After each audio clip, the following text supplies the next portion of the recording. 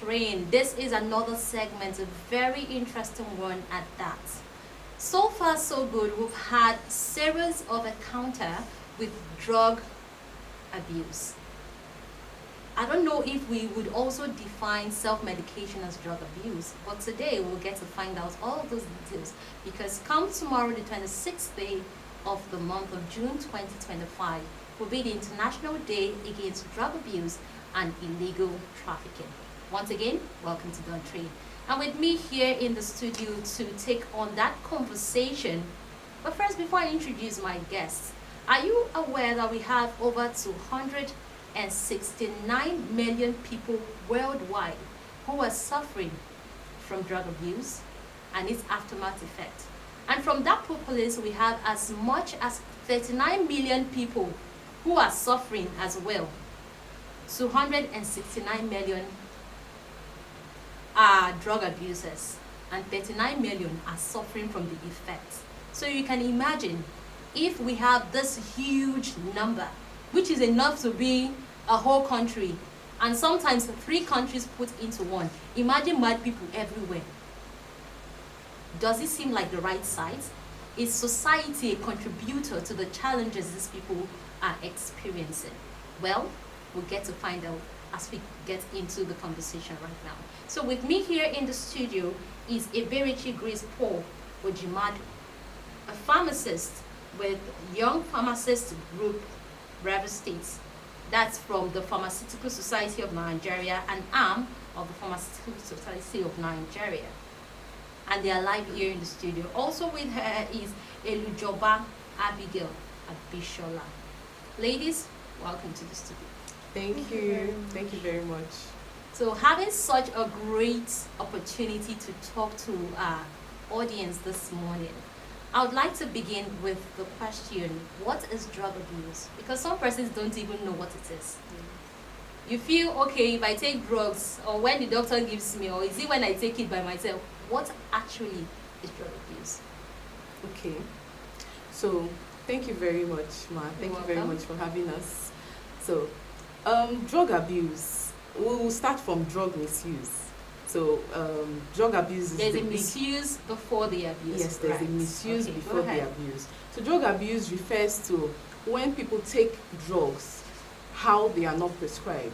So, for instance, you're prescribed antibiotics, you have an infection, so you go to you have maybe typhoid, you have whatever, and you go to the doctor for treatment, and you're prescribed antibiotics, and you forget to take your dose as at when due, or you take overdose, or you take underdose, that is drug misuse. So when really yes. So you don't take a medication when you are supposed to take it. When you're supposed to misuse. It's a misuse. I was supposed to take it by 9 a.m. Yes. I took it by maybe 11 a.m. It's a misuse. It's a misuse. It's not going to work well. Is that what you're saying?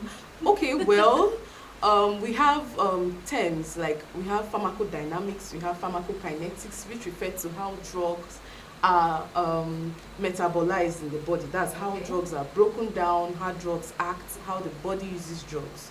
So when you take these drugs, when you don't take them when you are supposed to take them, it affects clearance. It affects how the drug attacks the disease it is supposed to treat.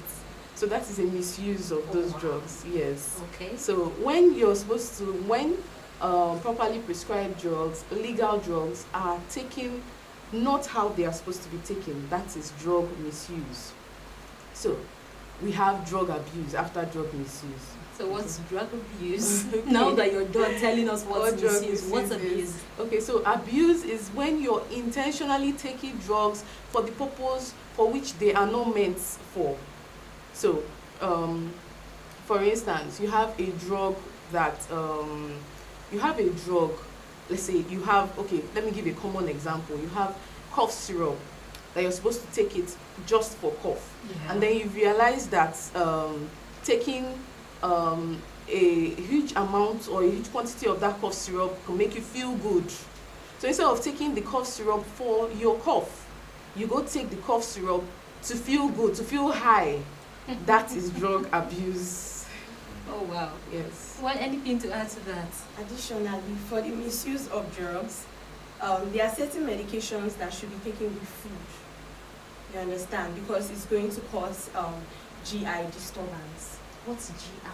Gastrointestinal Assume that these disturbance. people don't know what you're saying. Just Okay, give us, don't use terms, please, and confuse us. gastrointestinal disturbance. Let's say your abdominal region starts paining, you understand, aching. So due to that, you are advised to take such medications with food.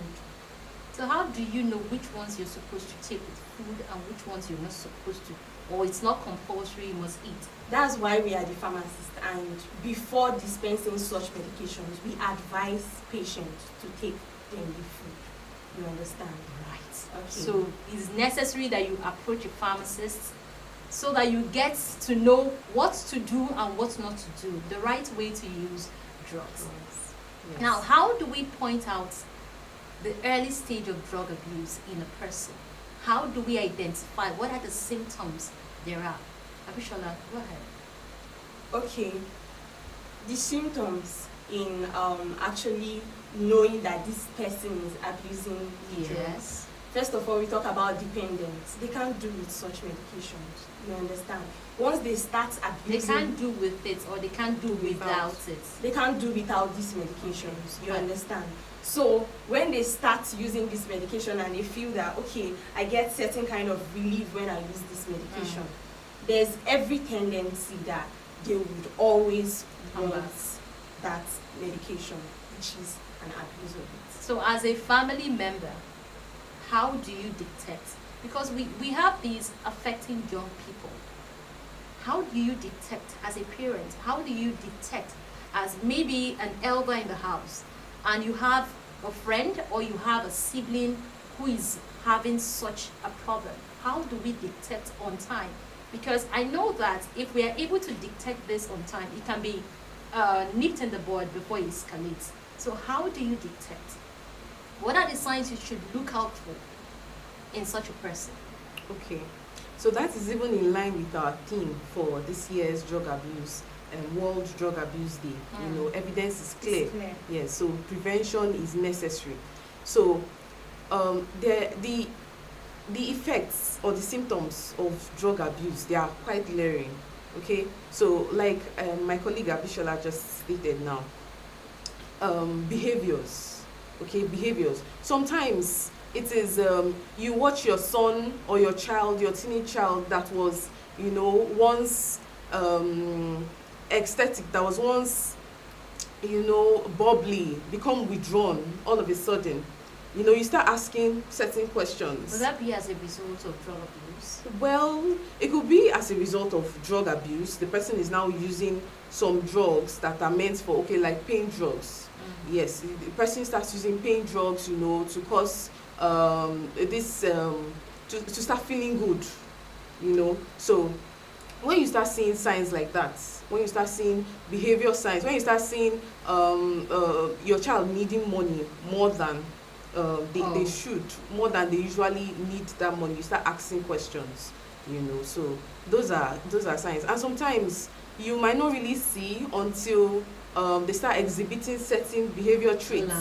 Yes. Like they start what? exhibiting like aggressiveness. Okay. Yes. Aggressive. Yes, being aggressive, And you know. start itching their body. Yes. Some of them start itching. Some of them start having slurred speech. Are there specific drugs they take that causes this? Okay. Or is it general? Okay. Okay, I would say this is based on individuality. There are some signs you see in this person, in as much as they are abusing this same drug, that will be different from this other person. You understand? Okay, so that's it. So what role does peer pressure play in all of this? Okay. In initiating the whole drug abuse? Because I think that was 2 weeks ago. So I saw a video where a young person was smoking something I don't really know. Okay. Secondary school. And she was being applauded. Yay. When they asked, how old are you now after singing birthday? She puffed it 18 times. So I'm assuming this person is 18 to have done that. Does it qualify her to smoke? Okay. If no, how come peer pressure has become a norm? Okay. What role is it playing? Okay. So peer pressure plays a very big role in the development of young adults, especially teens. You see teens find the company of their fellow teenagers more enjoyable. They won't want to sit with their older ones. They won't want to stay with their parents. They want to stay with their cool friends and cool classmates. You know, and then these cool friends and cool classmates have things they introduce to them, sometimes drugs.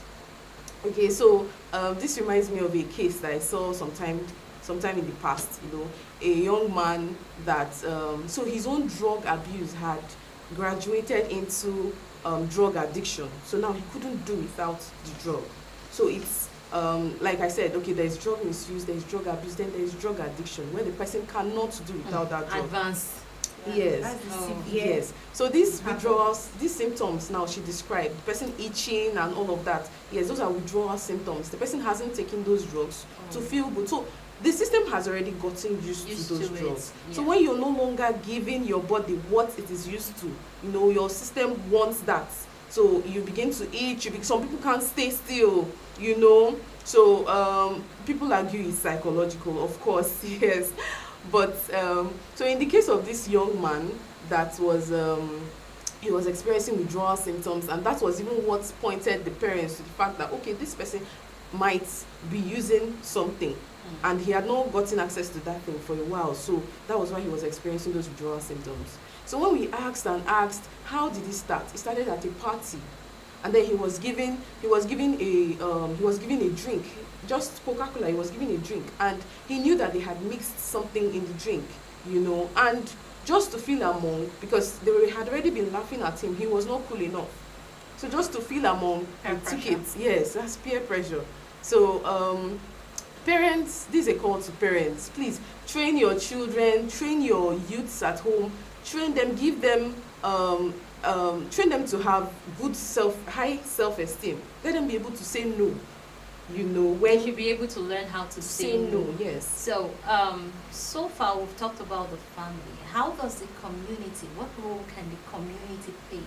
Because for the theme this year, we are talking about what's the theme now? Evidence is clear. Evidence is clear. Invest in prevention. Now, investing in prevention, what role can your community or the various communities, what role can they play to ensure that we are all investing in the prevention of drug abuse, especially amongst young people? Okay, so basically that's why we are here. I would say educational awareness. There are roles in which communities can play with respect to letting the society know that if they get addicted to these medications, it's going to affect them. It's going to affect them in their place of work. It's going to affect them in their place of education, and it's going to affect them in the society at large. Just imagine, like you said, group of mad people walking about. I mean, this particular person wants to be a medical doctor, this person wants to be a pharmacist, this person wants to be an engineer, just because of one, oh boy, if you take this thing, you go feel good, oh boy, just try take and you go sleep well and all of that. They tend to start misbehaving, and they won't be able to focus in school. You understand? They won't be able to focus in school because they will start seeing the norms as the abnormal. Yes. Whereas they are doing the wrong thing. So I think that community should, from time to time, create awareness about drug misuse and drug abuse. And of course, there will be learned people in that environment that know so much about this. So you gather them together and plead to them. You understand? That's a way of touching lives too. You organize outreach in communities. In commemoration of this. Exactly. So, and soon I was coming to, if you had any event marking in commemoration. But before we get there, I just want to ask, do we have specific or effective strategies that can actually help such people? Those persons experiencing addiction, those persons experiencing abuse, because like you mentioned, or like I learned here, you said we have the misuse before we get to abuse, and then it becomes addiction. Yes. For those persons who are at the stage of abuse, and those persons who have gone ahead to becoming addicted, I guess effective strategies they could, begin to take on that can help them relieve. Okay, so before I get to that question, I just want to add to what my colleague said about the community. So this thing about be your brother's keeper. So the community should also learn. There's something called community watch. You see your neighbor's son you know, going about with bad boys, and then they are smoking cigarettes. You say something, you see something, you say something. So as much as we say something, it has become like you don't want my child's progress. So we have noticed that a lot of people just tend to, oh, it's not my business. Right? Do something. Yes. Do something. Yes. Okay, go ahead with the question. Okay. Because it all begins with one person. Sure. You know, so because even that's your neighbor's son that you're seeing something about, you're trying to stop the person from doing that. You're stopping the person from even having that kind of effect on your own child.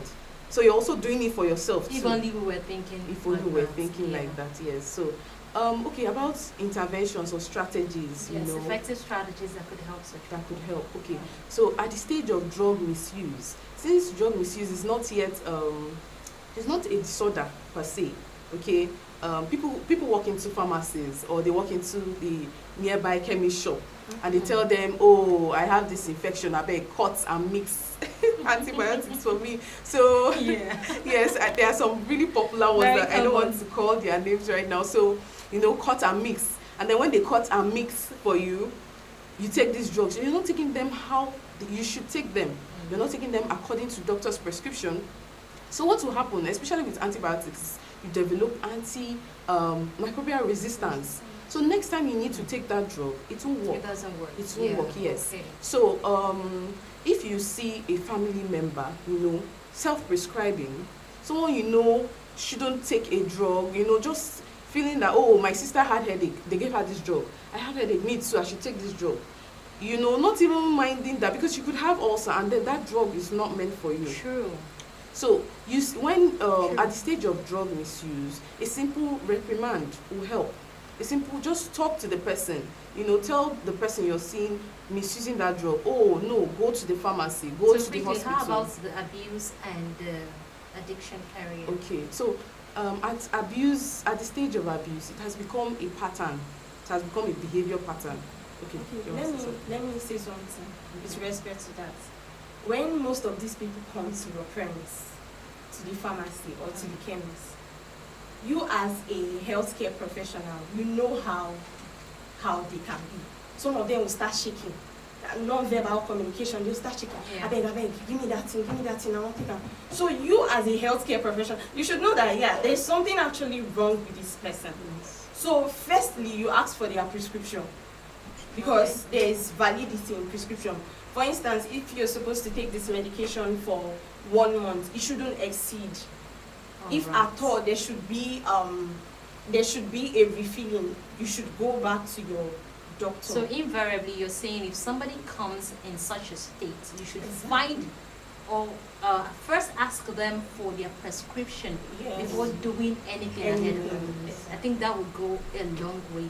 So as many persons who have such people around them experiencing such, I think it's high time you take them into a home, ensure they're well taken care of. And for those persons misusing, it's high time you've also stopped doing that. All for the benefit of our society and our various families. That's how far we can go on the program. I hope you learned something this month, because I did. Thank you so much for coming in.